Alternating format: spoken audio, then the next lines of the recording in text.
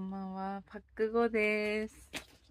このパックしました。このパック、こういうパックなんですけど、これパックした後の。あんま分かりにくいと思うんですけど、どうだろう。また美容器をかな。あんま美容器ってつけすぎてもよくないですかね。お風呂入りました。髪切ったんですよ、そういえば。